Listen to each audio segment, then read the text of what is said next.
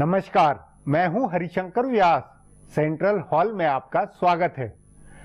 आज 2015 का आखिरी दिन है। उस नाते सोचने वाली बात है कि आज के दिन हम लोगों का क्या मूड है। संदेह नहीं कि प्रधानमंत्री नरेंद्र मोदी ने पाकिस्तान की अकल्पनीय यात्रा कर ध्यान बदला, मुद्दा बदला। जनवरी 2015 में अमेरिकी राष्ट्रपति ओबामा की अभूतपूर्व यात्रा हुई थी, तो दिसंबर में प्रधानमंत्री मोदी के पाकिस्तान जाने की अनहोनी हुई। एक मायने में प्रधानमंत्री ने देश के विमर्श में विदेश नीति और कूटनीति को आगे किया। सवाल है, आम आदमी पर इसका क्या असर हुआ। भारत राष्ट्र राज्य में शोर और बहस के दो लेवल है। एक लेवल में दिल्ली और महानगर का सार्वजनिक विमर्श है। दिल्ली में जो हल्ला होता है वह अखिल भारतीय हो, इसकी गारंटी नहीं है। हालांकि 2014 में उत्तर भारत तो कम से कम एक मूड में था। वैसा ही मूड क्या आज भी है? जो दिल्ली में सोचा जा रहा है, क्या वही उत्तर प्रदेश, मध्य प्रदेश के शहरों कस्बों में भी है? आम जनता के बीच मुद्दे हावी है या चेहरे? 2015 में अपनी तय नरेंद्र मोदी ने अपने पर फोकस बनाए रखने की हर संभव कोशिश की। पाकिस्तान यात्रा साल के आखिर में उनका छक्का था, पर इससे क्या भ्रष्टाचार, आर्थिक परेशानियों, विवादों से जनता का ध्यान बटा? मोदी सरकार के विरोधियों ने जो हल्ला किया हुआ है या जो मुद्दे उठे हुए हैं, उसकी लोग ज्यादा चिंता कर रहे हैं या लोग अपनी स्थानीय चिंताओं, सरोकारों में खोए हुए हैं? आज इस पर चर्चा है, मगर उससे पहले गपशप और खास सुर्खियां। शुरुआत सियासी गपशप से करते हैं।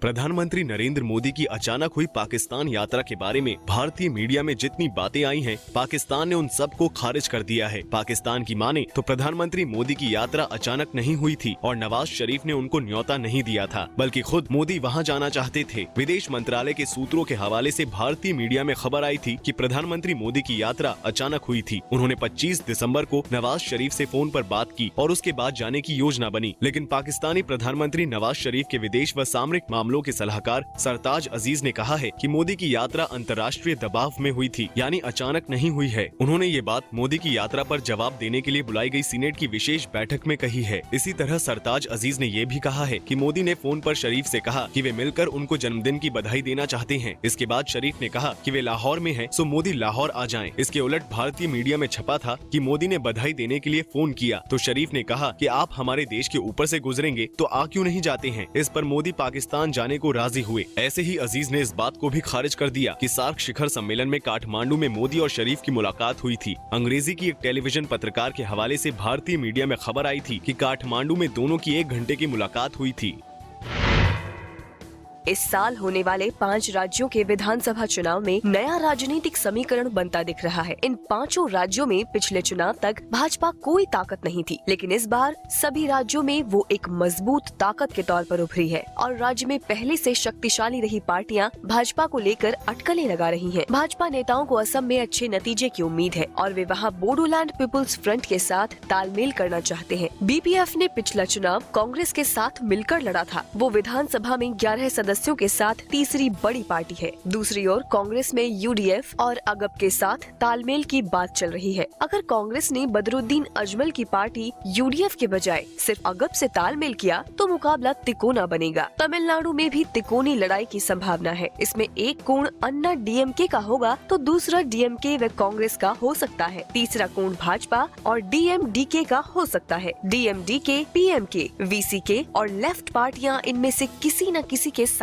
रहेंगी। ऐसे में केरल में भाजपा ने एसएनडीपी के साथ तालमेल करके एलडीएफ बनाम यूडीएफ की लड़ाई को तिकोना बना दिया है। सबसे ज्यादा सस्पेंस पश्चिम बंगाल को लेकर है। वहाँ कांग्रेस और लेफ्ट दोनों दुविधा में है। केरल के कारण उसका तालमेल नहीं हो पा रहा है, लेकिन ये तय है कि बंगाल में भाजपा अकेले लड़ेगी। तृणमूल कांग्रेस बनाम लेफ्ट बनाम कांग्रेस की लड़ाई को वो 4 कोणीय बना पाती है या नहीं, ये देखना दिलचस्प होगा। बिहार चुनाव के बाद से कांग्रेस के लिए अलग अलग राज्यों से लगातार अच्छी खबरें आ रही हैं। वो मध्य प्रदेश में झाबुआ रतलाम लोकसभा सीट पर उपचुनाव जीत गई, तो झारखंड में भी लोहरदगा विधानसभा सीट का उपचुनाव कांग्रेस ने जीत लिया। अब दक्षिण पश्चिम भारत के 3 राज्यों में हुए विधान परिषद चुनावों में भी कांग्रेस ने बहुत अच्छा प्रदर्शन किया है। कर्नाटक में कांग्रेस का प्रदर्शन सबको हैरान करने वाला रहा। 25 सीटों के लिए हुए चुनाव में कांग्रेस ने 15 सीटों का लक्ष्य रखा था, लेकिन उन्हें 10 से ज्यादा सीटें जीतने की उम्मीद नहीं थी। पर कांग्रेस 13 सीटों पर जीती है और भाजपा को सिर्फ 6 सीटों से संतोष करना पड़ा। बताया जा रहा है कि मुख्यमंत्री सिद्धरमैया पर राहुल गांधी के दिखाए भरोसे से कांग्रेस का प्रदर्शन सुधरा है। पड़ोसी राज्य तेलंगाना में भी 6 सीटों में से 2 सीटों पर कांग्रेस जीती है। बाकी 4 सीटें टीआरएस के खाते में गई हैं। वारंगल सीट के उपचुनाव के बाद ये दूसरा मौका है जब कांग्रेस ने भाजपा और टीडीपी को पीछे छोड़कर मुख्य विपक्षी की हैसियत हासिल की है। वो विधान परिषद में मुख्य विपक्षी पार्टी बनी रहेगी। महाराष्ट्र में भी भाजपा शिवसेना के गठबंधन के बावजूद कांग्रेस 2 सीटों पर जीतने में कामयाब रही। 7 में से 3 सीटें कांग्रेस और एनसीपी ने जीती और भाजपा शिवसेना गठबंधन को 4 सीटें मिली। इन नतीजों के बाद भी एनसीपी विधान परिषद में सबसे बड़ी पार्टी बनी रहेगी।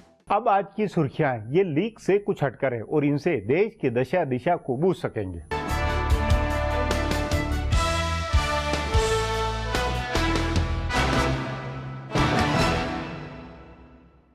संसद के शीतकालीन सत्र में कामकाज ठप करने को लेकर प्रधानमंत्री नरेंद्र मोदी ने आज कांग्रेस पर जोरदार हमला बोला। उन्होंने कहा कि जिन्होंने 60 साल तक भारत पर शासन किया, उन्हें इसके कामकाज को बाधित करने का कोई अधिकार नहीं है। प्रधानमंत्री ने कांग्रेस के नेताओं से नए साल में संसद को काम करने देने और देश के विकास में बाधा नहीं पैदा करने का संकल्प लेने को कहा। उन्होंने ये भी कहा कि जिन लोगों को जनता ने खारिज कर दिया है, वे सरकार को कामकाज नहीं करने दे रही है। प्रधानमंत्री मोदी ने आज दिल्ली से सटे गाजियाबाद में दिल्ली मेरठ एक्सप्रेसवे का शिलान्यास किया और इस मौके पर कांग्रेस को निशाना बनाया। उन्होंने ये भी कहा कि विकास का रथ यूं ही तेजी से बढ़ता रहेगा। उन्होंने कहा कि सड़क से जुड़ना मतलब विकास से जुड़ना है। ये पूर्व प्रधानमंत्री अटल बिहारी वाजपेयी की दी गति को आगे बढ़ा रही हैं। मोदी ने कहा कि हाईवे से जुड़कर गांव का विकास होता है। ये रास्ता नहीं, विकास का राजमार्ग है। इससे उत्तराखंड का विकास होगा। इस मौके पर उनके साथ केंद्रीय मंत्री नितिन गडकरी और महेश शर्मा भी मौजूद थे। दिल्ली में सत्तारूढ़ आम आदमी पार्टी ने आरोप लगाया है कि 2 अधिकारियों के निलंबन के विरोध में 200 अधिकारियों का सामूहिक रूप से छुट्टी पर जाना केंद्र सरकार की साजिश है। आप नेता और दिल्ली के उप मुख्यमंत्री मनीष सिसोदिया ने कहा है कि केंद्र सरकार कल से प्रदूषण कम करने के लिए लागू किए जा रहे सम विषम नंबर वाली गाड़ियों के प्रयोग को फेल करना चाहती है, इसलिए साजिश के तहत अधिकारियों की छुट्टी कराई गई है। आपने भाजपा के नेतृत्व वाली केंद्र सरकार पर आरोप लगाया है कि वो अधिकारियों को उकसा रही है। गौरतलब है कि दिल्ली अंडमान निकोबार सेवा यानी दानिक्स के 2 अधिकारियों को निलंबित करने के विरोध में करीब 200 अधिकारी आज अवकाश पर रहे। दिल्ली और अंडमान निकोबार सेवा के 2 अधिकारियों को निलंबन को केंद्र सरकार ने अवैध बताया है। दिल्ली सरकार ने विशेष सचिव स्तर के 2 अधिकारियों यशपाल गर्ग और सुभाष चंद्र को निलंबित किया है, लेकिन केंद्रीय गृह मंत्रालय ने कहा है कि इन दोनों अधिकारियों का निलंबन गलत है। गृह मंत्री का कहना है कि इसके लिए प्रधानमंत्री की मंजूरी की जरूरत है। इन दोनों अधिकारियों की सेवा के करीब 200 अधिकारियों ने इनका निलंबन रद्द करने की मांग करते हुए आज सामूहिक छुट्टी ली। अधिकारियों का कहना है कि दिल्ली सरकार के मंत्री सत्येंद्र जैन इन दोनों अधिकारियों पर एक कैबिनेट नोट पर दस्तखत करने के दबाव डाल रहे थे और दस्तखत नहीं करने पर उनको निलंबित कर दिया। दूसरी ओर सत्येंद्र जैन ने कहा कि अधिकारियों का छुट्टी पर जाना केंद्र की साजिश है।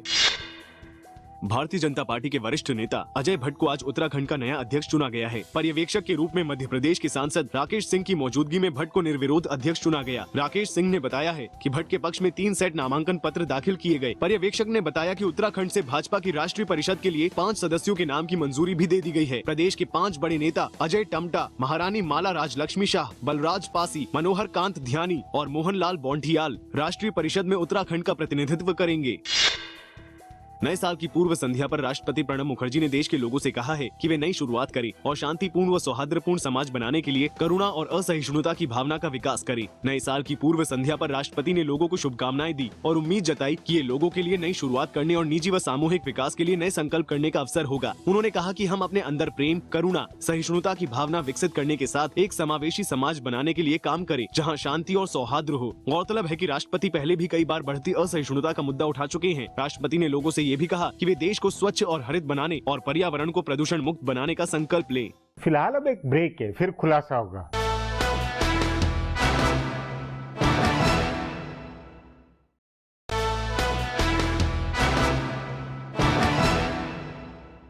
भारत में 2015 में आम जनता पुराने सरोकारों में लौटी है, मतलब स्थानीय गांव, शहर और प्रदेश की सरकार वे मुद्दों में वह भटक रही है। मतलब 2015 में जनता का नजरिया बदला। 2014 में एक अखिल भारतीय हवा थी, वैसी स्थिति 2015 में नहीं रही। इसके कई मतलब है। इस पर आगे चर्चा करें उससे पहले देखें मेरा ये खुलासा।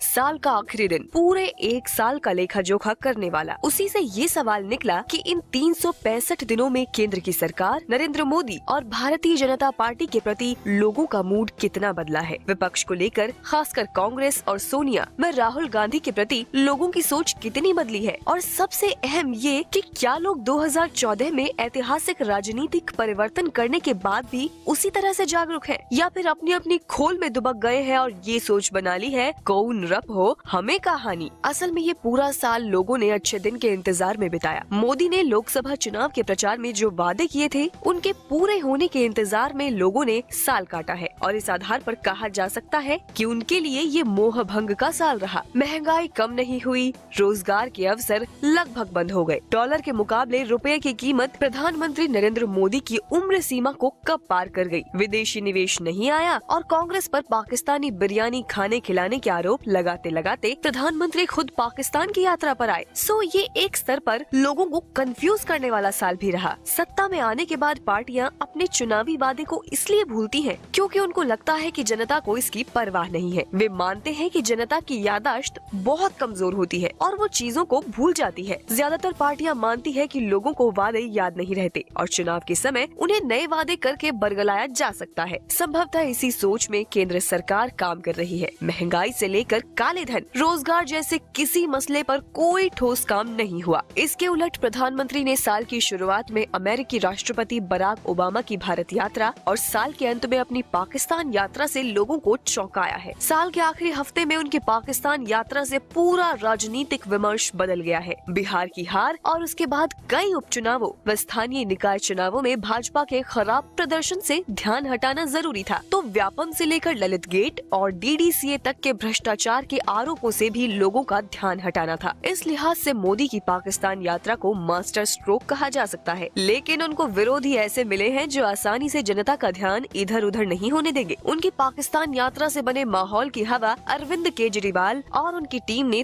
3 दिन में बिगाड़ दी है। फिर एक बार DDCA पर फोकस है और आर्थिकी की हालत को लेकर चर्चा है। जनता का मूड कैसे बदला है, इसे 2014 और 15 के चुनाव नतीजों से समझा जा सकता है। 2014 में लोकसभा जीतने के बाद भाजपा मोदी की अखिल भारतीय हवा के दम पर 4 राज्यों में जीती। 2015 में जब दिल्ली में हार मिली तो उसे माना गया कि ये एक अपवाद है, लेकिन वो हार अपवाद नहीं थी, इसे बिहार ने प्रमाणित किया। सो इससे भाजपा को जनता के मूड का अंदाजा मिल जाना चाहिए। जनता अपनी खोल में दुबकी नहीं है, वो चाहती है कि सरकार अपने वादे पूरे करे। उसे मोदी पर अब भी भरोसा है, लेकिन नए साल में इस भरोसे पर खरा उतरना होगा। अब एक ब्रेक है, उसके बाद 2015 के आखिरी दिन में जनमानस के जमीनी मूड पर चर्चा करेंगे।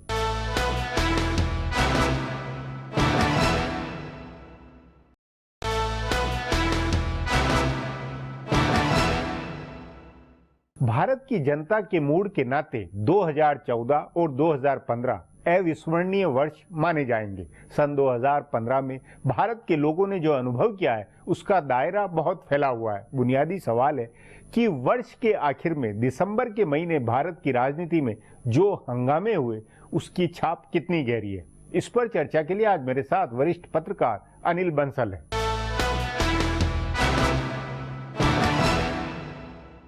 अनिल जी, 2015 के आज आखिरी दिन में अगर हम नीचे के स्तर पर, मतलब जमीनी स्तर पर, उत्तर प्रदेश के दूर दराज इलाकों में, उसमें क्योंकि आप उत्तर प्रदेश में रहते हैं बुनियादी तौर पर, क्या वहाँ लोगों में क्या सोच है, मौजूदा राजनीतिक हालातों, सियासी मूड लोगों का क्या है?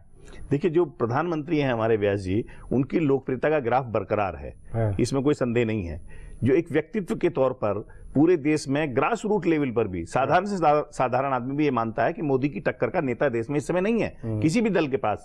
पर कुछ मोदी से अपेक्षाएं ज्यादा रही हैं, क्योंकि उन्होंने लोकसभा चुनाव के वक्त बहुत ज्यादा लोगों को समझबाग दिखाए थे और एक बड़े बदलाव का संकेत दिया था। तो लोग तेजी से बदलाव चाहते हैं। हालांकि कोई मोदी के कामकाज में नकारात्मक बात नहीं देख रहा है, कहीं भी कोई भ्रष्टाचार का उनकी सरकार पर आरोप नहीं है, कहीं मोदी ने कोई खराब काम किया हो ऐसा भी नहीं है। पर विकास की गति थोड़ी सुस्त है, लोग ऐसा मानकर महसूस कर रहे हैं।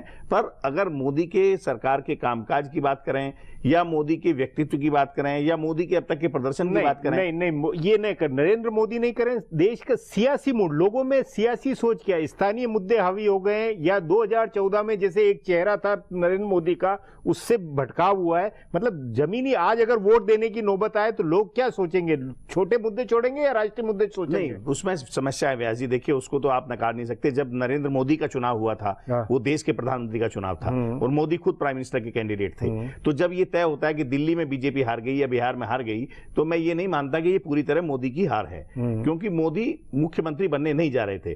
बीजेपी जो है उसमें तमाम नेता हैं और हर प्रदेश की अपनी हकीकत है। नहीं, प्रदेश में नहीं, एक आम आदमी के नाते जो मुद्दे हैं कि आर्थिक बदहाली है, महंगाई है, बेरोजगारी है या विदेश कोई भी पाकिस्तान से यात्रा, इन सारी बातों का, इन मुद्दों का क्या असर हो रहा है, मुद्दों पर क्या चर्चा है? देखिए, मुद्दों की जहां तक बात है व्यास जी, बेरोजगारी के फ्रंट पर पूरे देश में बेरोजगारी की समस्या है। मतलब नौजवान को लेकर वैसी सोच है अभी भी वही है या चेंज कुछ? लेकिन लोगों को लग रहा है कि मोदी कर रहे हैं। लोग अभी उतने निराश नहीं है। जो जिस स्तर पर पूरे दुनिया के देशों में घूम घूम कर मोदी ने अपनी और देश की दोनों की शान बढ़ाई है और एक मान बढ़ाया है, उससे लोगों को उम्मीद है कि कुछ ना कुछ बेहतर होगा। मतलब ये माना जाए कि 2015 के अंत में, दिसंबर के आज के इस आखिरी दिन में, ये है कि उनकी विदेश नीति, उनकी कूटनीति की छाप है 100%। जो पाकिस्तान में जो उन्होंने किया है अफगानिस्तान से लौटते हुए, इससे तो हर कोई दंग रह गया और लोगों ने हर स्तर पर, गांव में गरीब मजदूर किसी से आप पूछ लीजिए, सब लोग कहते हैं करामाती नेता है नरेंद्र मोदी, इसमें कोई दो राय नहीं। मतलब ये कि इस यात्रा की खबर बहुत दूर तक, अंदर तक गई और उसका एक पॉजिटिव इमेज गई, ये हकीकत है।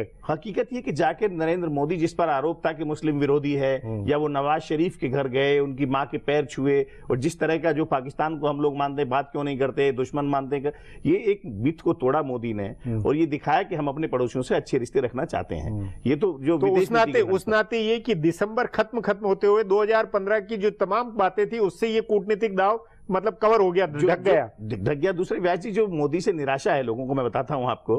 देखिए, बहुत सारे लोग इस देश के जमीन जायदाद के धंधे से जुड़ गए थे और उसमें काला धन यूपीए सरकार के समय में बड़ी तादाद में खप रहा था। तो जो जमीन था, रियल एस्टेट था, उसमें बहुत ज्यादा बूम आ गया था, अनएक्सपेक्टेड था वो चूंकि मोदी सरकार के आने के बाद काले धन का प्रभाव सरकारी कामकाज में भी बड़े पैमाने पर, जो 100 करोड़ 200 करोड़ 500 करोड़ वाला था, वो समाप्त हुआ। इसको हर कोई मानता है और इसके कारण जमीन जायदाद में मंदी आई है। तो जो जमीन जायदाद से जुड़े हुए लोग हैं, वो एक निराशा का माहौल पैदा करते हैं कि मोदी ने तो मार दिया, मोदी ने तो मार दिया। मोदी ने क्या मार दिया? आप अगर ये उम्मीद करे थे 1 लाख की जमीन ली, वो 10 लाख की हो जाएगी 1 साल में, तो ये बिल्कुल अनएक्सपेक्टेड बात। मतलब उस नाते एक तरह से जमीन पर सारे लोग भी जो मतलब वोकल, जो मुखर लोग थे, वो जमीन पर उतरे हुए हैं, उस कारण निराशा है। वो कारण माहौल बनाते हैं कि भाई मोदी ने मरवा दिया, जमीन के दाम नहीं बढ़ रहे, फ्लैट नहीं बिक रहा। ये सब तो इन्वेस्टमेंट के एंगल से जो रियल एस्टेट में इन्वेस्टमेंट करते थे। अदरवाइज लेकिन कुल मिलाकर, जैसे उत्तर प्रदेश से आप है, उत्तर प्रदेश के अंदर आज भी नरेंद्र मोदी का ब्रांड प्रभावी है, 100% प्रभावी है, क्योंकि सब जानते हैं कि नरेंद्र मोदी की टक्कर का नेता नहीं है। ये बात अलग है कि जातीय समीकरण अपने अलग होते हैं और ये प्राइम मिनिस्टर का चुनाव नहीं होता, लोकसभा का चुनाव नहीं होता। मान लो आप उत्तर प्रदेश विधानसभा के चुनाव की बात करेंगे तो ग्राउंड रियलिटी है कि वहां मोदी चीफ मिनिस्टर बनने नहीं जा रहे। उस नाते पूरे साल के अंदर भले बिहार, दिल्ली तमाम ये झटके हो, उसके बावजूद वर्ष के आखिर या पूरा वर्ष का लबोलुआब ये है कि इमेज के नाते नरेंद्र मोदी अभी जस की तरह से, राजनीतिक मूड देश का ज्यादा बदला नहीं है व्यास जी। और नरेंद्र मोदी जो है ना, उनकी व्यक्तिगत ईमानदारी, उनकी लोकप्रियता, उनका तौर तरीका, उनकी राजनीति, उनकी विदेश नीति, उनकी नीतियां जो वो देश में भी कर रहे हैं और एक सब लोगों को लगता है कि मोदी मेहनत कर रहे हैं, वो अथक परिश्रम कर रहे हैं। पॉजिटिव एक बहुत बड़ा वो अभी है। छवि जो है वो लगातार सकारात्मक बनी हुई है। उनकी छवि में कोई दाग नहीं आया, कोई नकारात्मक बात नहीं। हाँ, ये जरूर है कि लोग ये समझते हैं कि मान लो राज्यों में उस मोदी की टक्कर का नेता, तो बीजेपी में अगर उत्तर प्रदेश में वैसा नेता नहीं है तो कहीं ना कहीं चुनाव में आपको वैसे नेता पैदा करने पड़ेंगे। तो राज्य विधानसभा के चुनाव से उसको अगर आप कंपेयर न करें तो कल अगर देश में लोकसभा का चुनाव हो तो मुझे लगता है फिर मोदी वैसे ही अभिजीत नेता के तौर पर सामने होंगे जैसे वो 2014 में नजर आए। मतलब ये कि 2014 के मुकाबले में 2015 के अंत में आप कोई फर्क महसूस नहीं कर रहे हैं? देखिए व्यास जी, मोदी की लोकप्रियता में तो मुझे कोई फर्क नहीं नजर आया। ना मोदी की जो छवि है, ना मोदी का जो कामकाज करने का तरीका है, ना मोदी का जो पूरा ओवरऑल एक और रणनीति है। विपक्ष खड़ा नहीं हो पाया, क्षेत्रीय पार्टियां खड़ी हो नहीं पाई। कहाँ हो पा रहे हैं नहीं, मैं ये कि लोगों की धारणा के स्तर पर बात कर रहा हूं। कोई क्षेत्रीय पार्टियां है ही नहीं व्यास जी, कहाँ खड़ी हो पा रही हैं? बिहार का एक आप छोड़ दीजिए या दिल्ली का छोड़ दीजिए, उत्तर प्रदेश में आज आप क्षेत्रीय पार्टियों की बात करते हैं खड़ा करने की, मतलब तो सपा बसपा मिलते नहीं है। उसके अलावा नीतीश कुमार कहते हैं हम जाके अजीत सिंह से तालमेल करेंगे, तो आप समझ सकते हैं उसका क्या मतलब होगा। तो ये सब बातें जो है व्यर्थ की बातें हैं। वो चुनाव में किस तरह का क्या ऊंट करवट लेगा, क्या परिस्थितियां बनेंगी, कौन नेता होगा, क्या मुद्दे होंगे, स्थानीय मुद्दे अलग होते हैं। लेकिन जहां तक मोदी का सवाल है या जो वो चेहरा, वो राजनीतिक बहसबाजी के अंदर, चर्चाओं के अंदर वो चेहरा अभी भी हावी है, और बाकी जो मुद्दे हैं, मुद्दे अभी हावी नहीं हुए। मुद्दे मोदी के विरुद्ध कोई मुद्दा नहीं है। एकमात्र जो अपेक्षा है लोगों को वो ये है कि थोड़ा रोजगार के फ्रंट पर तेजी आए, तो मोदी की लोकप्रियता और साख जो की तो अक्षुण्ण रहने वाली है। अनिल जी, बातचीत को यहीं समाप्त करेंगे। प्रोग्राम में आने के लिए बहुत बहुत धन्यवाद। आपका भी धन्यवाद। हमारा प्रोग्राम अब यहीं खत्म होता है। आप सभी को मेरी और मेरी टीम की तरफ से नए वर्ष की बहुत शुभकामनाएं। आग्रह है, प्रोग्राम पर अपनी राय hsvyas@nayaindia.com पर ईमेल करके बताएं या hsvyas@Twitter और Facebook/नया इंडिया न्यूज़पेपर पर जाहिर करें। अब फिर कल मिलेंगे इसी चैनल पर, इसी समय।